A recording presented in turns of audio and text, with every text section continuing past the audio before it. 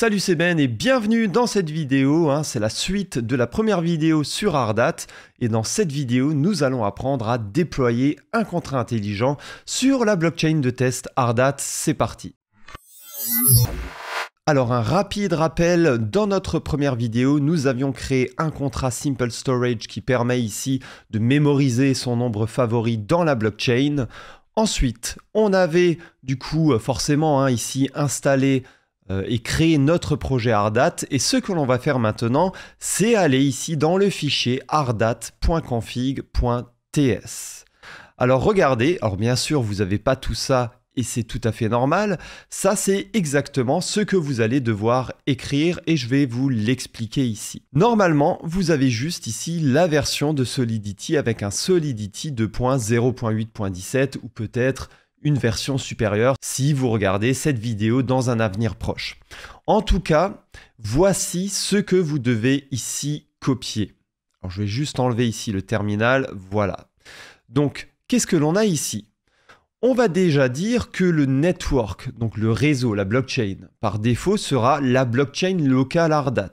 Parce que dans cette vidéo, nous allons, dans un premier temps, apprendre à déployer nos contrats intelligents sur le réseau local Ardat et pas sur une blockchain de test comme Goerli et encore moins sur Polygon ou sur le mainnet. Ça sera le sujet de la prochaine vidéo. Ensuite, ici, dans Networks, ce que l'on fait typiquement, c'est qu'on indique les différents réseaux sur lesquels on va vouloir déployer notre contrat intelligent.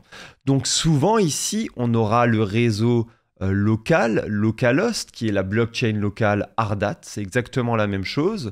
On a du coup l'URL, on voit que c'est sur notre ordinateur, sur le port 8545, et que le chain ID, donc l'ID de la chaîne Ardat, c'est 31337.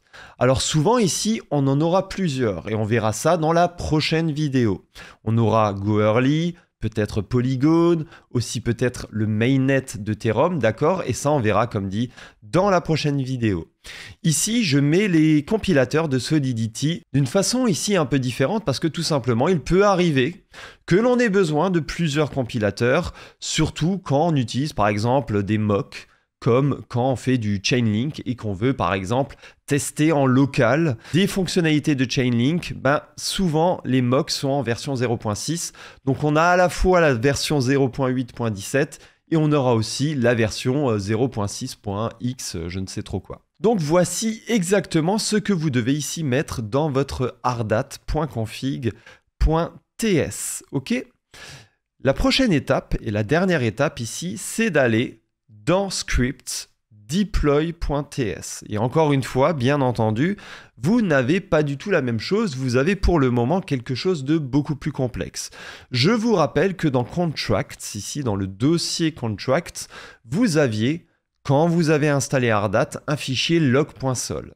Et tout simplement, vous avez actuellement dans deploy.ts exactement ce qu'il faut pour déployer ce fichier log.sol. Cependant, nous, on est sur le fichier simplestorage.sol que l'on a créé dans la vidéo précédente qui s'affiche en haut à droite de l'écran. Et ici, c'est beaucoup plus simple. Alors ça reste exactement la même chose.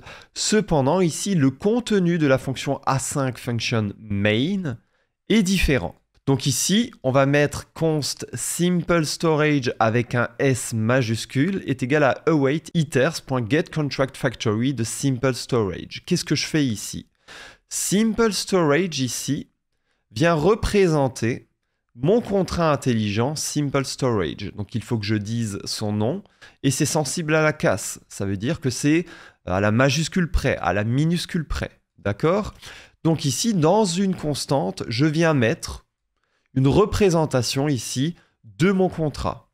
Et ensuite, dans une constante ici, simple storage avec un S minuscule, attention, ne faites pas l'erreur, je fais un await simple storage.deploy de set. Mais qu'est-ce que ça veut dire set ici? Regardez, dans mon contrat simple storage, j'avais un constructeur. Le constructeur, pour rappel, c'est un bout de code qui est appelé lorsque l'on déploie le contrat intelligent et uniquement lorsque l'on déploie le contrat intelligent. Et ici, je peux passer un nombre favori lorsque je déploie le contrat intelligent. Donc ici, ce que je fais, c'est que je déploie le contrat intelligent et je passe directement mon nombre favori qui est le nombre 7. C'est tout simple. Et ensuite, le await simple storage avec un S minuscule .deployed veut dire, attends, en fait, j'attends ici le déploiement du contrat intelligent. Parce que bien entendu, il faut que ce contrat intelligent, que la transaction soit placée dans un bloc. Et pour cela, ça prend du temps, ça prend quelques secondes. Donc il faut attendre ici, et c'est d'ailleurs pour ça que l'on fait de l'asynchrone ici. Il faut absolument attendre ici que le contrat intelligent soit déployé. Et ensuite, je fais un console.log, je dis que le contrat intelligent, une fois qu'il a été déployé, a été déployé. Donc, simple storage contract has been deployed to address. Et là, simple storage, je peux récupérer dans l'objet simple storage l'adresse à laquelle ce contrat intelligent a été déployé. Et maintenant, on va déployer ce contrat intelligent sur la blockchain locale Ardat. C'est parti. Pour cela, vous allez lancer un terminal. Voilà, parfait. Assurez-vous, bien entendu ici, d'être dans le bon dossier Ardat Framework. Ici, on voit en haut à gauche que je suis bien ici dans le dossier Ardat Framework. Ok, c'est parfait. Et là, je peux faire un yarn Ardat node. Donc, je lance ici la blockchain locale Ardat. Et bien entendu, ça me donne des comptes où il y a sur chacun 10 000 Ethereum. Bien entendu, dans le cadre ici de cette blockchain locale Ardat, je n'ai pas 10 000 Ethereum en vrai. Ok. Et ensuite, je vais lancer ici un nouveau PowerShell. C'est parti, ou nouvelle console, tout simplement.